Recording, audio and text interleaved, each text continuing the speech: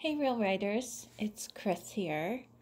Hey, it's Sunday afternoon on May 5th, and I'm still in my pajamas because it's raining and it's Sunday, and I feel like that gives me permission. Not that I need permission, but those are my reasons. So, this video is my attempt to get back into a journaling practice because I've been working on editing my novel in preparation for publication later this year from a small press, which I'm excited about, but I'll talk about that another time. And, I love editing, but I'm getting, deep into the weeds on the word wrangling, and it's taking a lot of creative energy and time and it's not as creative as starting something from scratch. It's going over and over and over and over something and polishing it, which has its own, it has its own joy, I guess you'd say. Maybe not joy, but it has its own usefulness, and it is inspiring in its way, and it does have surprises. But I just wanted to play and not have to worry about something people would read. So I bought this deck called the Wild Rituals Intentions Deck by Tamed Wild. And Tamed Wild is a fantastic website if you don't know about it. It's super cool book too. It's like a purpley blue. And this is the Wild Rituals Intention deck. In these cards you will find 30 rituals to help you manifest and direct your intentions. Each card includes beautifully hand-painted art, ritual purpose, history and lore, and a tools list, as well as detailed instructions. And it says, seek out your desired ritual or let the cards choose one for you. So what I thought I would do is there are, how many are there? 30, I believe, 30. So what I thought I would do is do this once a week on a Sunday afternoon, and that guarantees me some non-structured writing time. And I thought I would share that with you, and we could do it together. It can be hard to find people to sit and write with. You can do it online, certainly in a Google Hangout or something, and maybe we'll do that sometime or do it live. But, if you're just looking for something quiet and a moment to pause and see what happens with pen and paper, and I do encourage using pen and paper rather than a computer. It's more immediate and tactile. This is a good way to sort of keep that practice and keep your hand in, especially if you're going through a really busy time. So I'm going to shuffle these cards, and hopefully something will pop out. If not, I will just pick something from the middle or something. I like picking from the middle. And they are really pretty drawings. They're watercolor. Okay, we'll go with this one. Oh, there were two. Okay, we'll try this again. I don't know why I am not feeling very committal about those two cards. Also, I just like shuffling cards. So, I like the sound of it. Okay.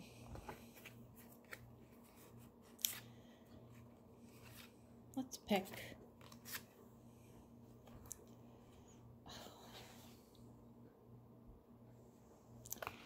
Let's pick this one because this is one of those three that were pulled that I was most drawn to.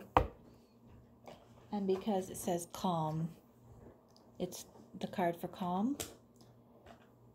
And this is also, if you follow astrology, a new moon in Taurus, which is about grounding, as well as creativity and intuition. And my intuition is telling me to pick this card. So here's the image on the front. If it's raining where you are, just like it is here, this is a welcome sight. Trees and blue sky and birds. An open space. Oh, I'd like to dive into this card. Okay, so let me read it to you and then we can spend some time writing. And before I start, I just want to say, maybe if you haven't yet paused this video, go get yourself a candle, maybe some sage or some incense and a notebook or whatever, tea, chocolate, coffee, whatever. Set up a space for you to spend 10 minutes. And I'm not going to probably write for 10 minutes, probably for 5 to 7, but you're welcome to pause the video if you'd like to keep going. I didn't want to put a ton of pressure on people and say, we're going to write for half an hour. I didn't want to do that. That's too much pressure. And maybe you don't have a half an hour. So this is something you could do on a break or at lunchtime or after work, not just on the weekend. So if you haven't set up your space to create sort of a pause and you want to do that, I would hit the pause button literally and go do that. Otherwise, we can keep going. So this card is called Calm, and the purpose reads, when your world feels upside down, when instability is rocking you to the core, when the breath of life seems to have escaped, sit with this card. History and lore. Okay, well, I'm not a fan of this, so you can do it if you'd like, but I'll read it to you. Alternate nostril breathing is an Ayurvedic practice used to help regulate your breathing, your energy, and your life flow. When broken down in Sanskrit, nadi shodhana means channel or flow. Nadi means channel or flow, while shodhana translates into purification. This breathing technique is said to help cool raging internal infernos or to stoke the dying members of innate creation. Wow, that's a lot from a breath. I'm sure that's true. I'm not a fan of alternate nostril breathing. Sometimes it's done in yoga classes because I'm always rather stuffy and I can't really do alternate nostril breathing. I just don't like it. And I'm never going to use a neti pot. So if you're going to suggest that, great that works for you, but I'm never going to use that. So I always seem to have an allergy issue or something. However, I am a fan of breathing. like most of us, I'm a fan of breathing. And you might want to take a few moments, maybe we will at the start of this, to just do some deep breathing to sort of center and calm ourselves before we do this writing. So the tools are easily found: a quiet space, time, and patience. If you can't find a quiet space, I don't know where you are right now that you might not be able to find one, but go to the bathroom, take your notebook to the bathroom. It usually is kind of quiet in there, and try to find one of the ones that's out of the way that maybe not everyone is using. You can also go outside and sit in your car. I'm a big fan of that. That's usually pretty quiet. So here are the instructions. With this ritual, we'll focus on the cooling portion of the practice. And here's where we're going to take some breaths, apparently. I should read these cards before I do this with you. So let's do we're not going to do the alternate nostril breathing, but we'll do some breathing. So first of all, ground yourself as best you can, especially if you're in an anxious state. And if you are, this breathing will help you. I am no stranger to anxiety. I've had anxiety for more than 20 years, and breathing exercises have always helped me tremendously.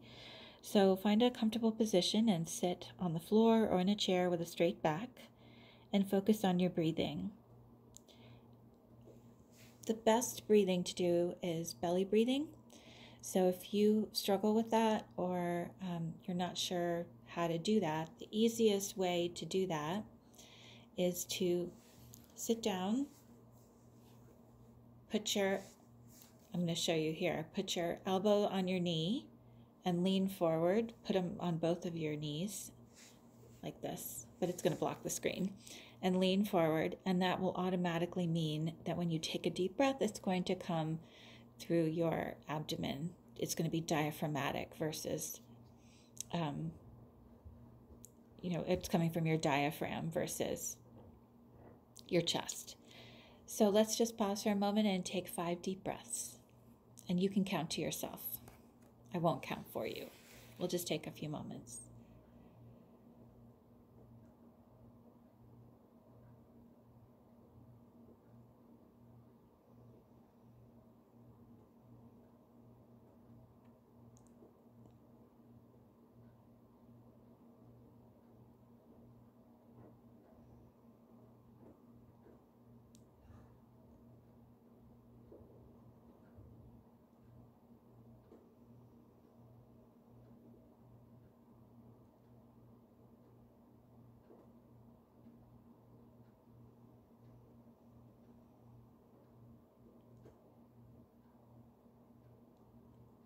Okay, so hopefully that centered you and grounded you a bit. And here is the intention. And you might want to write this at the top of your paper in case this is helpful to you. I am calm. I am clear. I am present. I am okay. I'll read those again. I am calm. I am clear. I am present. I am okay. So for the writing portion of this, you can journal on those intentions. You might even journal if you're saying to yourself, I am not calm, I am not clear, I am not present, and I am not okay. If that is true for you in this moment, write that at the top of the paper and journal about why that is the case and how you might be able to get there. And if you don't feel like you can get there, that's okay too. Just journaling on I am not calm or I'm not okay about why is going to be a benefit for you, to you. Journaling is so beneficial. It really, really is. So here's the image again. You can also put yourself in this scene. What if you were there right this second? What might happen next to you, or if you are writing a story, to your character, or maybe if this reminds you of something, you might write a little bit of an essay on what this reminds you of. Whatever you like. Or if you know someone who embodies calm and clarity and being present, you might write a letter to them asking how they do it, or rather you can write a letter from them to you, telling you how you can gain clarity and calm and be okay, giving you advice if there are any issues that are cluttering up your mind and heart right now and making you crazy and tired and anxious. So let's take 5 minutes and do that. And we're going to write together.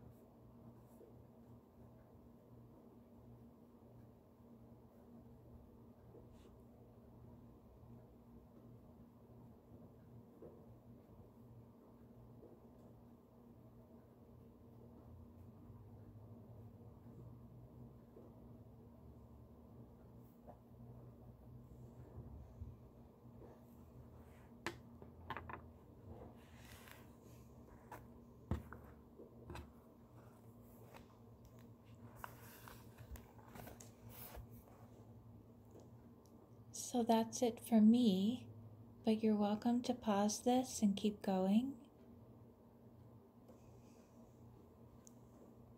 And I hope you'll join me again next Sunday. Fingers crossed. I remember, I'll put a calendar note and make sure I find some time. I have a huge work event next weekend, so pardon me in advance if I'm a bit spacey and exhausted. But hopefully this kind of practice will help me with that. It can be a kind of meditation as well as journaling, and I hope this helps you carve out some time for yourself and your writing and just to get your thoughts out without any structure or purpose. You know, being intentional doesn't have to mean you have to have a goal. You can be intentional just about the 10 minutes or 20 minutes you spend doing this. So thank you for joining me, everyone, and happy writing.